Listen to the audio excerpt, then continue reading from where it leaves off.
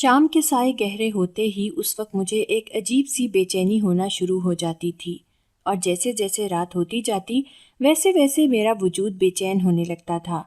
جیسے کسی نشئی کو کسی نشے کی عادت ہو، ویسے ہی میں بھی ایک ایسے نشے میں مبتلا تھا جو عورت کا نشہ تھا، کسی کے وجود اور اس کے لمس کا نشہ تھا، اور روز مجھے نئے نئے وجود اور لمس کو تلاش کرنے کی عادت ہو چکی تھی۔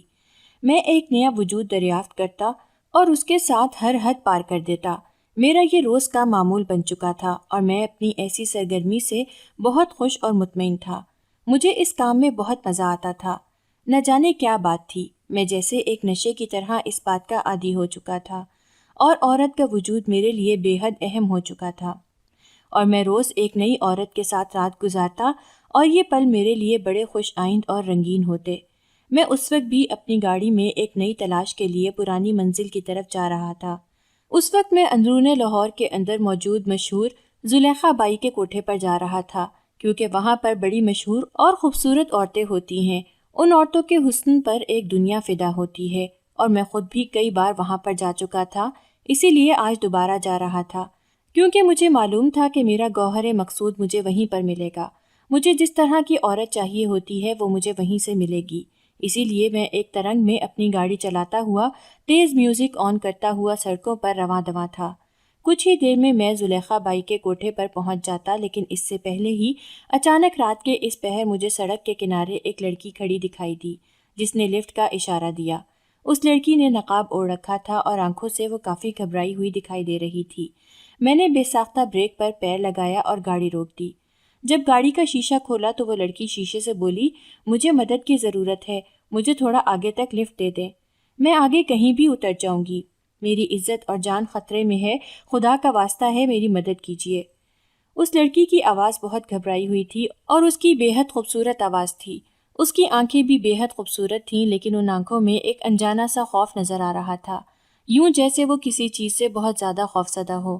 یوں لگ رہا تھا جیسے وہ اپنی جان بچانے کے لیے کہیں سے آئی ہے اور اب کسی بھی اجنبی پر اعتبار کر کے اس کی مدد لے رہی ہے۔ میں نے کچھ سوچتے ہوئے گاڑی کا دروازہ کھول دیا اور اسے بیٹھنے کا کہا۔ وہ جلدی سے گاڑی میں بیٹھی اور بے ساختہ میرا شکریہ ادا کر کے کہنے لگی، آپ کا بے حد شکریہ، آپ نے میری مدد کی۔ اس سے پہلے میں نے جس سے بھی مدد مانگی ہے یہاں پر کوئی بھی نہیں رکا۔ آپ نہیں جانتے، آپ اس وقت میرے لیے ایک فرشتہ بن کر آئے ہیں۔ اگر آپ یہاں نہ آتے تو شاید میں ہمیشہ کے لیے یا تو اپنی جان کھو بیٹھتی یا پھر اپنی عزت سے ہاتھ دھو بیٹھتی۔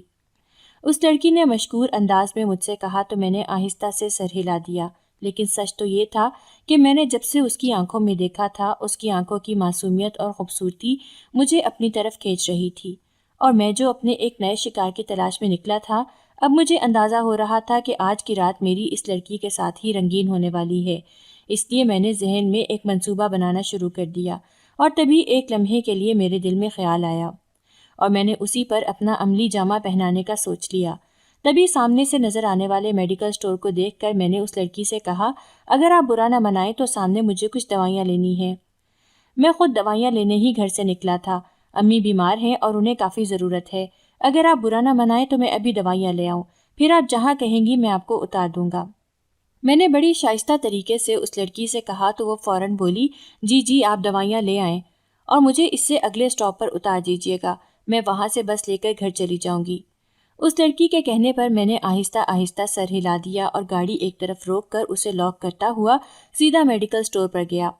وہاں سے پانی کی ایک بوتل خریدی اور نیند کی گولیاں خرید کر اس پانی کی بوتل میں ملا دیں، اور ساتھ کچھ یوں ہی غیر ضروری ادویات کو خرید لیا، کیونکہ میں اس لڑکی کو یہ تاثر دینا چاہتا تھا کہ میں دوائیاں لینے ہی یہاں پر آیا ہوں، کسی اور مقصد کے لیے نہیں۔ اسی لیے گاڑی کی طرف واپس آتے ہوئے میں نے پانی کی بوتل اس کی طرف بڑھائی اور کہا، یہ میں پانی آپ کے لیے لے کر آیا ہوں، آپ کافی گھبرائی ہوئی لگ رہی ہیں، اس لیے پانی پی لیجئے، تھوڑا سکون ہو جائے گا۔ میرے بوتل بڑھانے پر اس لڑکی نے مشکور نظروں سے مجھے دیکھا اور پانی کی بوتل تھام لی، جبکہ میں بڑے لاپرواہ سے انداز میں ڈرائیونگ سیٹ پر بیٹھ کر گاڑی چلانے لگا۔ میں نے کنکھیوں سے دیکھا تو اس نے بوتل کھول کر منہ کو لگا لی تھی، حالانکہ اس نے نقاب کیا ہوا تھا۔ نقاب کے اندر سے ہی وہ پانی پی رہی تھی۔ میں اس کا چہرہ تو نہیں دیکھ سکا، اسی لیے اندازہ نہیں تھا کہ اس کے حسن کا پیمانہ کیا ہے۔ اس نے چند گھونٹ پانی لینے کے بعد اس بوتل کا ڈھکن بند کیا اور ڈیش بورڈ پر رکھ دی، جبکہ میں سامنے کی طرف دیکھتا ہوا گاڑی ڈرائیو کر رہا تھا۔ کچھ ہی دیر کے بعد وہ لڑکی جیسے غنودگی میں جانے لگی اور کہنے لگی، میرا سر بہت درد کر رہا ہے، آپ مجھے اگلے اسٹاپ پر اتار دیں۔ اس کے الفاظ بڑے بے ربط سے انداز میں اس کے منہ سے نکل رہے تھے۔ وہ ٹوٹے پھوٹے لہجے میں بول رہی تھی اور میں جان گیا تھا کہ اس کے اوپر دوائی کا اثر ہو چکا ہے۔ میں نے اپنی شیطانی مسکراہٹ سے اس کی طرف دیکھا اور میری آنکھیں چمکنے لگیں، کیونکہ اب مجھے کوئی بھی نہیں روک سکتا تھا۔ اب میں اس لڑکی کے ساتھ جیسے چاہتا، جو چاہتا کر سکتا تھا۔ اس لیے جیسے ہی وہ لڑکی بے ہوش ہوئی تو میں اسے اپنی اسی فلیٹ پر لے آیا جہاں پر میں اس طرح کی مصروفیات کو جاری رکھتا تھا۔ یہ فلیٹ شہر سے تھوڑا باہر بنی ہوئی ایک پوش کالونی میں تھا۔ یہاں پر کوئی کسی کے ٹوہ میں نہیں رہتا تھا اور نہ ہی کسی کو کسی کے آنے جانے سے کوئی فرق پڑتا تھا۔ کسی کو نہیں خبر ہوتی تھی کہ ہمسائے میں کون رہ رہا ہے۔ اسی لیے میں نے اس جگہ کا انتخاب کیا تھا اور اپنی ایسی غیر اخلاقی سرگرمیوں کے لیے میں یہیں پر آیا کرتا تھا۔ اس وقت بھی جب رات کے اس پہر میں یہاں پر آیا تو سناٹا پھیلا ہوا تھا۔ میں نے گاڑی کا دروازہ آہستہ سے بند کیا اور دوسری طرف سے دروازہ کھول کر اس لڑکی کو اپنی باہوں میں اٹھایا اور فلیٹ کے اندر آ گیا۔ سیدھا اسے لے کر اپنے بیڈ روم میں چلا آیا۔ اس لڑکی کے وجود سے اٹھنے والی کنواری مہک میرے حواسوں پر طاری ہو رہی تھی۔ میں جان گیا تھا کہ وہ لڑکی کنواری ہے، کیونکہ اس معاملے میں اب میرا اتنا تجربہ ہو چکا تھا کہ میں لڑکی کو دیکھ کر بتا دیتا تھا کہ وہ کس کردار کی حامل لڑکی ہے اور کس مزاج کی ہے۔ تبھی اسے آہستہ سے بیڈ پر لٹا کر میں نے اپنے آپ کو ایزی کرنا شروع کر دیا۔ اس لڑکی کی طرف گاہے بگاہے میری نظر اٹھتی تو اندر ابھرنے والے جذبات اور زیادہ سرپھرے ہو جاتے۔ پھر خود کو ایزی کر کے میں نے سب سے پہلے جوس پیا اور پھر اس لڑکی کے چہرے کا نقاب اٹھایا۔ اسے دیکھنے کے بعد میں حیران رہ گیا تھا۔ وہ لڑکی بے حد خوبصورت تھی اور جتنی اس کی آنکھیں خوبصورت تھیں اس سے زیادہ اس کا چہرہ خوبصورت تھا۔ اس کے چہرے پر ایک عجیب سی معصومیت تھی۔ ایسا لگ رہا تھا جیسے فرشتوں نے اسے وضو کروایا ہو۔ میں حیرانی سے اس کے چہرے کی طرف دیکھ رہا تھا۔ اس کی طرف دیکھتے دیکھتے میں بہکنے لگا۔ آہستہ آہستہ میں نے اپنی جسارتوں کو بڑھانا شروع کر دیا۔ وہ لڑکی بے ہوش تھی اور میرے سامنے کسی بھی قسم کا رد عمل نہیں ظاہر کر رہی تھی۔ میں نے اپنی جسارتوں کو بڑھاتے ہوئے ہر حد پار کر دی۔ اس لڑکی کی لا علمی میں ہی میں نے اس کی سب سے قیمتی متاع اس سے چھین لی اور اب بے حد سرشار سے انداز میں سگریٹ لگا کر بالکونی میں آ کر بیٹھ گیا۔ اس وقت میں بے حد مطمئن تھا۔ میرے اندر ایک عجیب سا سکون بھر چکا تھا۔ وہ لڑکی بے حد خوبصورت تھی اور اس کے ساتھ وقت گزارتے ہوئے مجھے بہت اچھا لگا تھا۔ اس کے بارے میں سوچتا سوچتا میں دوبارہ اس کے برابر آ کر لیٹ گیا اور پھر کچھ دیر کے بعد میں بھی نیند کے نشے میں مدہوش ہو چکا تھا۔ میرا نام عفان ہے اور میری عمر اس وقت 26 برس ہے۔ میں اپنے ماں باپ کی اکلوتی اولاد ہوں۔ میرے والد کا تعلق شہر کے نامی گرامی بزنس کمیونٹی سے ہے۔ وہ شہر کے بہت بڑے بزنس مین ہیں اور ان کا اپنا ٹیکسٹائل کا کام ہے۔ یہی وجہ ہے کہ مجھے کسی بھی چیز کی کوئی کمی نہیں ہے۔ میرے والدین میرے منہ سے نکلی ہوئی ہر خواہش کو پورا کرنا اپنا فرض سمجھتے ہیں اور کبھی کسی معاملے میں مجھے روک ٹوک بھی نہیں کی گئی۔ اسی لیے میرے اندر ایک خود سری اور جذباتی پن پیدا ہو گیا تھا۔ میں اپنی بات کے علاوہ کوئی اور بات سننا پسند نہیں کرتا تھا۔ میں ہمیشہ اپنی من مرضی کرتا۔ شروع سے ہی میں ایک عیاش اور قدرے لاؤبالی سا لڑکا رہا تھا۔ اسکول کے ہائی سٹینڈرڈز میں بھی میں ہمیشہ لڑکیوں میں دلچسپی رکھتا تھا۔ والدین کی طرف سے ملی ہوئی کھلی چھوٹ اور میری ہائی سوسائٹی کی لڑکیوں کی بے باکی نے بہت جلد ہی مجھے اپنی طرف متوجہ کر لیا تھا۔ میں اپنی ہی کلاس کی ایک لڑکی کے ساتھ افیئر چلا بیٹھا، حالانکہ ابھی تو میں صرف 9 کلاس کا تھا اور مجھے کچھ اتنا اندازہ نہیں تھا، لیکن اس لڑکی کے ساتھ میری پہلی بار میں ہی بڑی اچھی انڈرسٹینڈنگ ہو گئی اور آہستہ آہستہ وہ انڈرسٹینڈنگ بڑھتے بڑھتے ایک دوسرے کے ساتھ جسمانی تعلق میں تبدیل ہو گئی اور ہم جو ابھی صرف 9 کلاس میں تھے ایک دوسرے کے ساتھ ایک جسمانی تعلق میں بن گئے۔ بہت جلد میرے والدین کو میری اس نئی حرکت کا جب پتہ چلا تو انہوں نے مجھ سے باز پرس کی اور ڈانٹ کر کہا کہ بیٹا ابھی یہ عمر نہیں ہے، ابھی تم چھوٹے ہو، ابھی تم تھوڑے سے بڑے ہو جاؤ تو پھر جو مرضی چاہے کرنا، لیکن ابھی کے لیے اس طرح کی ایکٹیویٹیز کو ختم کر دو۔ اپنے والد کی بات کو میں نے سر جھکائے سنا اور سوچا کہ ان کے اوپر ضرور عمل کروں گا، لیکن ایک بار جسمانی تعلق بن جانے کے بعد مجھے اب اس کی جیسے لت سی لگ گئی تھی۔ ایک کے بعد ایک لڑکی میری زندگی میں آنے لگی تھی اور میں اب یہ کام کافی چھپ چھپا کر کرنے لگا تھا۔ لڑکیوں کے ساتھ وقتی تعلق میرے نشے میں اضافہ کرنے لگا تھا، لیکن یہ تھا کہ اس سب کے دوران میں اپنی پڑھائی سے غافل نہیں ہوا تھا۔ یونیورسٹی میں آنے تک میں درجنوں لڑکیوں کے ساتھ دوستیاں کر چکا تھا اور ایک رات گزار کر ان کو خدا حافظ کہہ دیتا۔ کچھ لڑکیاں ایسی ہوتیں جو اپنے آپ میں ایک نشہ رکھتی تھیں اور ان کے ساتھ وقت گزار کر مجھے اچھا لگتا تھا تو میں بھی ان کے ساتھ تعلق کو دیر تک قائم رکھتا، لیکن پھر آہستہ آہستہ جب ان سے بیزار ہو جاتا تو چھوڑ دیتا۔ یوں اب تک بہت ساری لڑکیاں میری اس لسٹ میں شامل ہو چکی تھیں اور میں بہت مزے سے ان کے ساتھ وقت گزار کر اپنے آپ کو مطمئن کرتا تھا۔ میرے دوست بھی میری ہی طرح اس طرح کی سرگرمیوں میں مشغول تھے اور ہماری سوسائٹی میں اس طرح کی باتوں کو معیوب بھی نہیں سمجھا جاتا تھا۔ لڑکا اور لڑکی باہمی رضامندی کے ساتھ ایک رات کا تعلق بنا لیتے تھے اور پھر ان کا دل چاہتا دوبارہ ملتے، نہیں چاہتا تو نہیں ملتے، اس لیے ایک دوسرے کی اس حرکت کو کوئی مائنڈ بھی نہیں کرتا تھا۔ اسی طرح باہمی رضامندی کے ساتھ یہ سلسلہ چل رہا تھا اور میں بھی اس میں بے حد خوش تھا۔ کبھی کبھار اپنی ہائی سوسائٹی کی لڑکیوں کے پلاسٹک جیسے حسن اور بے معنی سی اداؤں سے میں بیزار ہو جاتا تو کسی نئے شکار کی تلاش میں نکل جاتا، اور ایسی ہی ایک تلاش کے دوران میں اپنے دوست کے ساتھ جب اندرون لاہور کے مشہور کوٹھے پر آیا تو وہاں پر ایک سے بڑھ کر ایک گوہر مقصود کو دیکھا تو میری آنکھیں جیسے حیرت سے کھل گئیں۔ ان لڑکیوں کے اندر ایک خاص ادا تھی اور پھر ان لڑکیوں کا باادب انداز مجھے بہت زیادہ متاثر کرنے لگا۔ میں اب اکثر ہی اپنے دوست کے ساتھ ہی یا کبھی اس کے بغیر ہی اندرون لاہور کے مشہور کوٹھے زلیخا بائی کے کوٹھے پر آ جاتا اور ساری رات وہاں پر موجود کسی بھی ایک لڑکی کو چن لیتا اور پھر اس کے ساتھ وقت گزارتا۔ میری یہ نئی دلچسپی مجھے بہت اچھی لگتی تھی اور میں یہاں پر آ کر لاکھوں لٹا دیتا۔ یہاں پر روز ایک نئی لڑکی ملتی اور میں ان پر اپنا سب کچھ نچھاور کرنے کو تیار ہوتا، کیونکہ وہ لڑکیاں اپنے آپ میں ایک ایسا نشہ تھیں جس کا اثر بہت دیر تک رہتا تھا۔ اسی وجہ سے میں یہاں پر آ کر بڑا خوش محسوس کرتا۔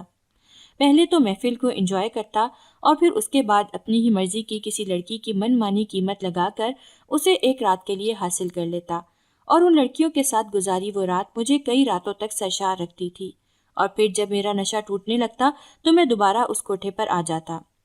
اپنی سوسائٹی کی لڑکیوں سے اب میں بور ہو چکا تھا۔ ان کا بناوٹی حسن اور مصنوعی انداز مجھے اب اچھا نہیں لگتا تھا۔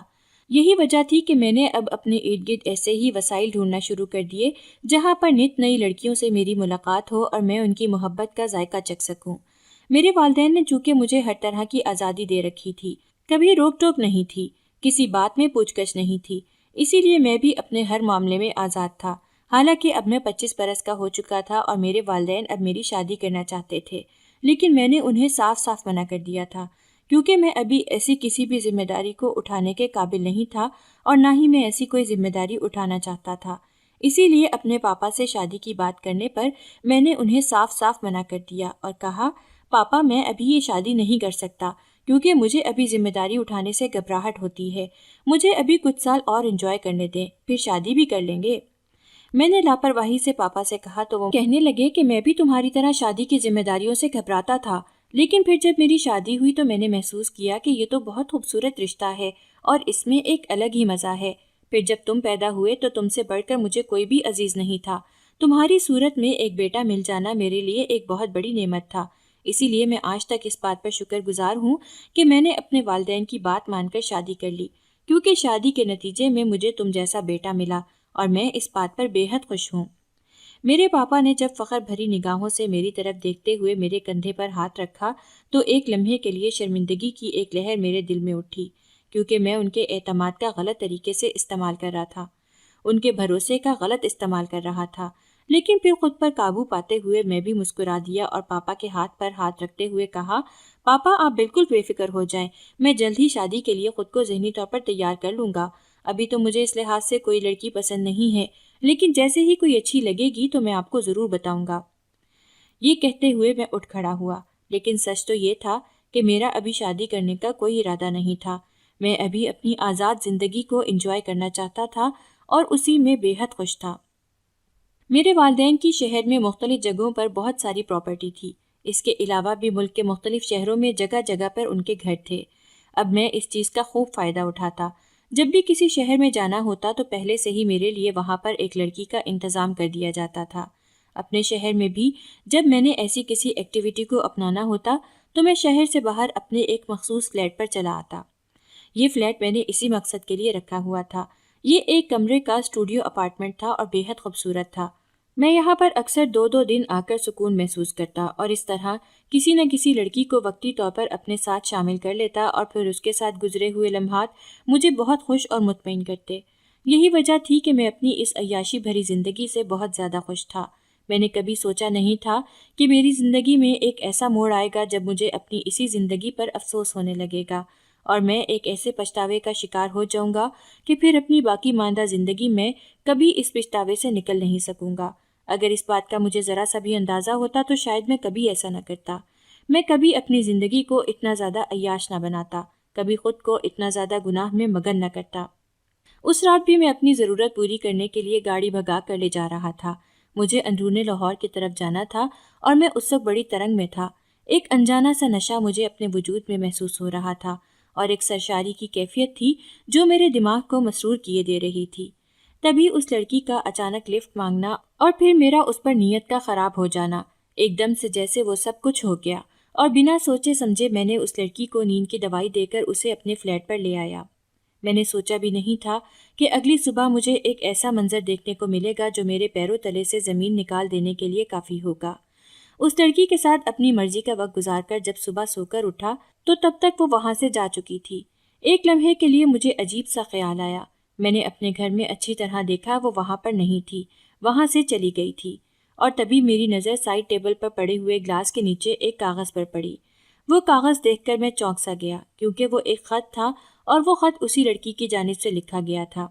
حیران ہوا کہ آخر اسے خط لکھنے کی کیا ضرورت پیش آئی، آخر وہ کیوں خط لکھ کر گئی ہے، اب کیا کہنا باقی تھا۔ میں الجھ سا گیا تھا۔ ایک لمحے کے لیے مجھے اس کے ساتھ کیے گئے اپنے عمل سے شرمندگی بھی ہوئی، کیونکہ میں نے جو کچھ بھی کیا تھا اس کی بے ہوشی کے عالم میں کیا تھا اور بغیر اس کی مرضی کے کیا تھا۔ یہی وجہ تھی کہ مجھے چند لمحوں کے لیے شرمندگی کا احساس ہوا، لیکن پھر وہی اپنی ازلی لاپرواہی سے میں نے اپنے اس خیال کو جھٹک دیا اور اس کا خط لے کر بیٹھ گیا۔ وہ خط کیا تھا؟ ایک بم تھا جو میرے سر پر پھٹ پڑا تھا، ایک پروانہ تھا جس نے مجھے موت کے منہ میں دھکیل دیا تھا، اور میں حیرت اور شوق کے عالم میں اس خط کو لے کر بیٹھ گیا۔ مجھے یقین نہیں آ رہا تھا کہ اس خط میں جو کچھ بھی لکھا ہوا ہے وہ سچ ہے، لیکن میرا دل کہہ رہا تھا کہ وہ سب کچھ سچ ہے، اور میں حیرانی کے عالم میں اس خط کو ہاتھ میں لے کر بیٹھا ہوا تھا۔ اس میں لکھا تھا، میں جانتی ہوں کہ تم نے رات میرے ساتھ جو کچھ بھی کیا تم ہر حد سے گزر گئے۔ تم نے جس طرح مجھے پانی میں ملا کر نیند کی گولی دی تھی، میں سمجھ گئی تھی کہ تمہارے ارادے اچھے نہیں ہیں، لیکن تم نہیں جانتے کہ میں کون ہوں، کہاں سے آئی ہوں، اور تمہیں اچانک کیسے مل گئی۔ تم میرے بارے میں کچھ بھی نہیں جانتے، تو چلو تمہیں اپنے بارے میں بتاتی ہوں۔ تمہیں شانزے تو یاد ہوگی، وہ لڑکی جو تمہاری یونیورسٹی میں پڑھتی تھی، ایک غریب گھرانے سے تعلق رکھنے والی شانزے، جو اپنے ماں باپ کی عزت کو سنبھالے ہوئے یونیورسٹی آیا کرتی تھی، اور تم اکثر اسے تنگ کرتے، اس کا راستہ روک کر کھڑے ہو جاتے اور اسے اپنے ساتھ ایک رات گزارنے کی پیشکش کرتے اور اس کے بدلے میں اسے لاکھوں کی آفر دیتے تھے۔ شانزے تمہاری اس آفر کو ٹھکرا چکی تھی اور اس نے بار بار تنگ کرنے پر تمہارے منہ پر ایک تھپڑ دے مارا تھا۔ تمہیں یاد تو آ گیا ہوگا کہ میں کس کی بات کر رہی ہوں۔ ہاں، وہی شانزے۔ جب اس نے تمہیں تھپڑ مارا تو تم سے اپنی یہ ذلت برداشت نہیں ہوئی۔ تم نے اگلے ہی دن اپنے کسی کارندے کے ہاتھوں شانزے کو اٹھوا لیا اور اسے اپنے فلیٹ پر لے گئے۔ 2 دن تم مسلسل شانزے کا ریپ کرتے رہے اور مسلسل تم اس کے ساتھ زیادتی کرتے رہے۔ تم نے اس پر بہت ظلم کیا۔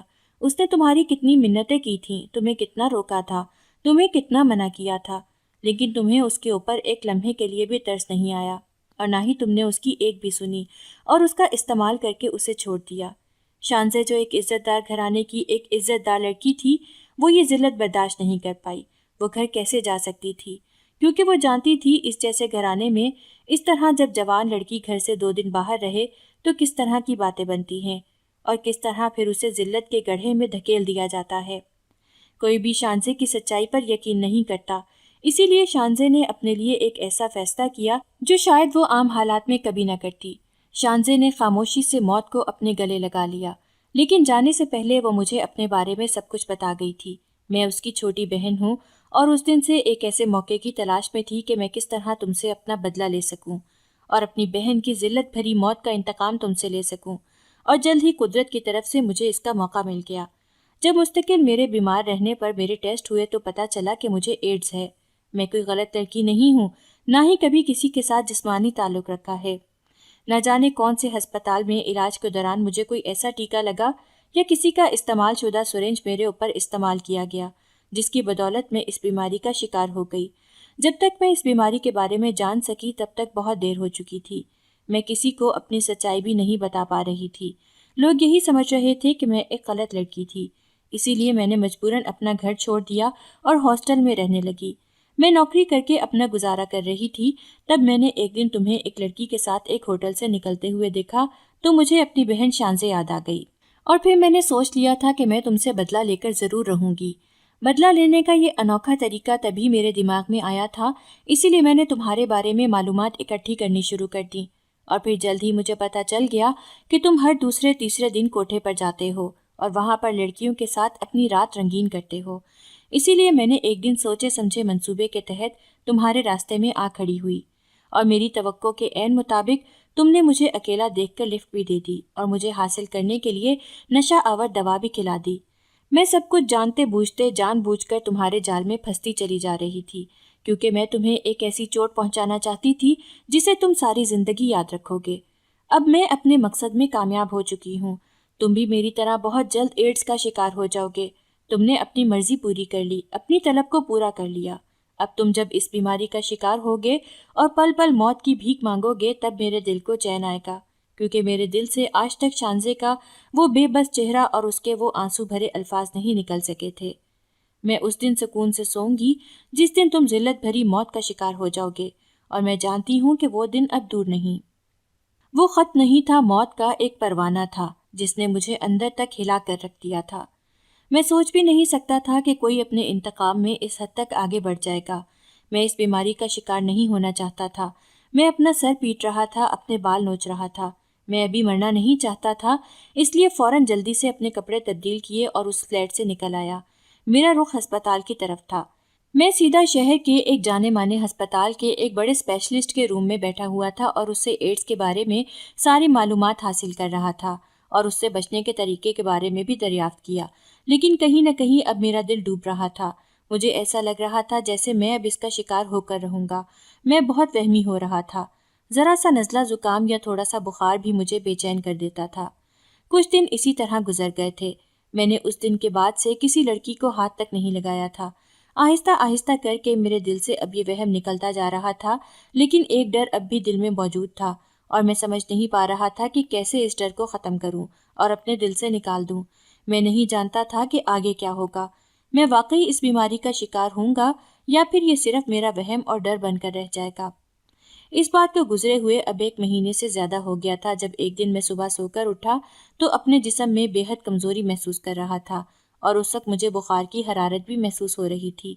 میں نے اسے معمول کا بخار سمجھا اور گھر پر پڑی ہوئی دوا ہی لے لی، لیکن میں نہیں جانتا تھا کہ میں آہستہ آہستہ موت کی طرف قدم بڑھا رہا ہوں، اور میری زندگی میں اب ایک ایسی ذلت لکھ دی گئی ہے جو میرے مرنے کے بعد ہی ختم ہوگی۔